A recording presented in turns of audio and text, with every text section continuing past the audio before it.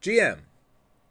Today I'm going to talk about something that will be a source of inspiration for some of you and serve as a fair warning for others. So, let's get into it. I heard a quote once saying, "It's never too late to become the person you wished you were." Meaning, it doesn't matter what's happened in the past for you. You can still write your own future. But you do have to change. You do have to become a different person. You cannot do the same things that you've been doing for your whole life if they've been unsuccessful and expect different results. Right? That's what Einstein said. The definition of insanity was doing the same thing over and over and over again and expecting a different result. Now, there's two types of people who come into the market. People who've not had much success in life and people who have, right? People who've been very successful in other fields often struggle in the market because they're so used to winning that they can't deal with the fact that they don't always win in the markets and then they blow out. The other type, the person who's not really won at anything, maybe they've had some minor success but nothing, they've not won any awards or records or broken things or been on the team professional footballer or professional athlete or college athlete or whatever. So they haven't had those experiences and then they come in with a sort of inferiority complex. But I want you to understand, the person who has had very minimal success in their life and the person who has had a lot of success in their life, they both struggle equally. The market is the great equalizer. It's open to everyone. The information is all there. It's all available for you. Everybody has the same access to the basic information. Insider information doesn't get you as far as you think. And certainly if you're talking about something like Bitcoin or Ethereum, one of the major coins, you're trying to trade them. Or if you're trying to trade Forex or gold or stocks, it's not insider information you need. Right? There are many, many extremely wealthy traders who have learned the markets from the ground up. I read a story about a trader called Marty Schwartz. That's crazy. This guy is like one of the greatest traders in history in terms of his record at a certain point. Right? He was famous, or not famous, but he was known back in the 70s and 80s. This is a long time ago. But he used to enter champion trading events, trading championships, right? And he entered them just for fun. And he won 3 times in a row, I believe, without ever losing more than 3% of his equity. And these are big championships, starting with $400,000, and making 70%, 80%, 100% in the championships. Just smashed everyone. Insane. And remember, this is back in the 80s. Late 70s, 80s. But what's most interesting about him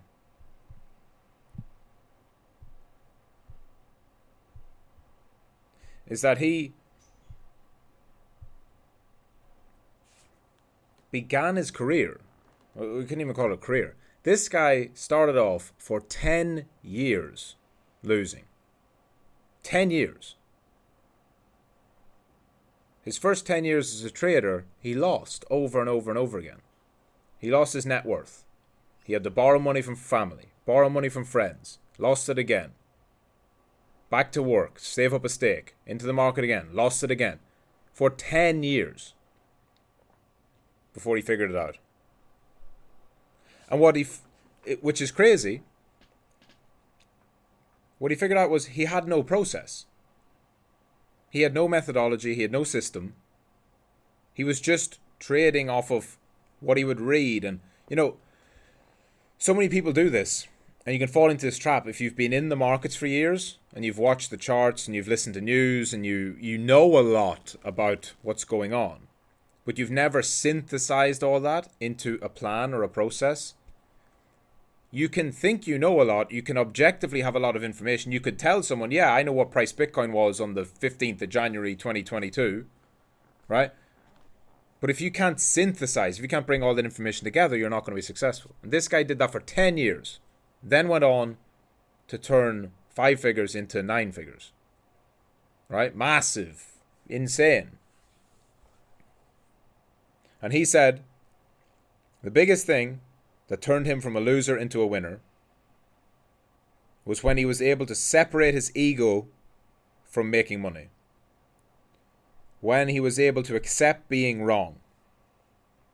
He said that for the first 10 years, admitting he was wrong was more upsetting than losing money. Think of how his subconscious was working. He wanted to be right more than he wanted to make money. I want you to think on that. That was me for a long time when I started. And I guarantee that is many of you as well, because it's one of the most common traits in a new trader. Your desire to be right is actually greater than your desire to make money. Because think about it. If you had to be public facing, let's say someone knew your trades, right? Let's say you'd announce your trades publicly. Let's say you had to announce every trade you take in trading chat, right? But you had a profitable system. But it was wrong 70% of the time. So 3 times out of 10, you're right, but you're right big. You catch big breakouts. But you're wrong the other 7 times. And you had to announce all your trades, or you had to tell someone, or whatever. Could you handle it? Could you do it? Many people couldn't, even though it makes money. And it all boils down to ego. You have to remove your ego. And it starts, at least for me, it really hit home with that quote. I heard this years ago, and you guys have heard me say it a lot. The exact quote, and it's so true. It's like, do you want to make money or do you want to be right? When I heard that one time, I was like, shit. I've been trying to be right all this time, out of ego. But it's a game of probabilities. Losses are inevitable. Do you want to make money or do you want to be right? You want to make money, right? And none of you would care if I handed you a system that was 90% losers, but the winners were 20R, so you just printed money over and over again, and you knew it would work. No one would care. You'd take your losers gladly.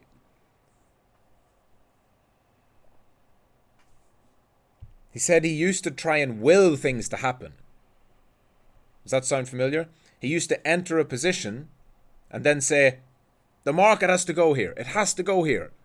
The articles I read and the fundamentals in the economy, it has to. He was an old commodities trader. But it doesn't have to. And he said when he became a winner, he said that I figured it out, but if I'm wrong, I'm getting out. I want to save my money for the next trade. Right? So he kind of played a mental trick on himself. He said, look, I have figured out this situation. My analysis is sound, but if I'm wrong, I'll get out.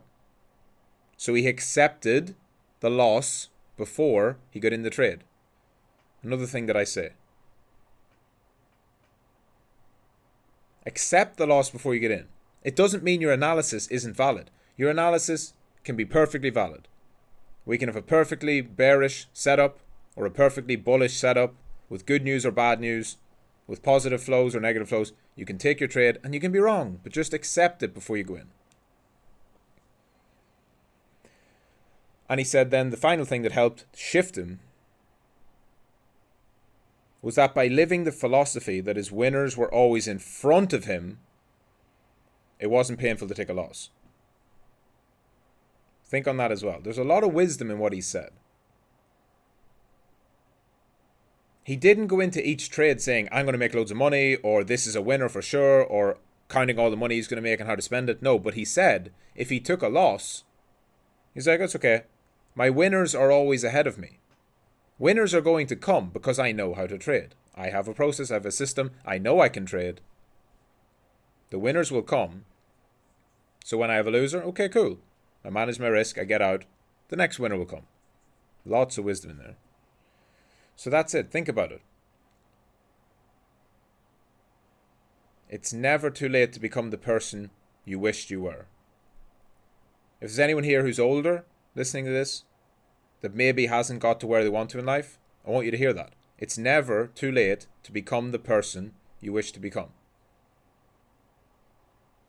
I listened to a Donald Trump interview one time. It was funny.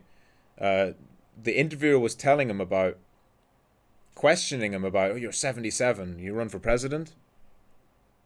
And I think the interviewer thought he was going to have a pop at Biden, right? Because Biden's even older. They thought they were going to try and get some quote out of him about how old Biden is. Instead, he said something super G. He said, I'm young. I'm just getting started. I have friends in Florida who stay at Mar-a-Lago who made their entire fortune between the ages of 80 and 90. They were turning 80 a millionaire, and they were 90 a billionaire. It's never too late to become the person you wished you were. Now, for anyone who's young, if you're a teenager, if you're just starting out, if you've got no, experience in the markets, if you haven't had many setbacks or failures in your life so far, take this, the story of the Marty Schwartz and what I've said, take this as a warning. He fucked around for 10 years with opinions, right? It must go down and up because of this, fundamentals, reading the newspaper, reading the articles, trading off of his emotions, it has to go down, it has to go up, not being process driven, not listening or looking at technicals. He did everything wrong, but he did it for 10 years and he walked through. And it wasn't because he didn't have the skill, because he turned around and became one of the best traders in America. Right?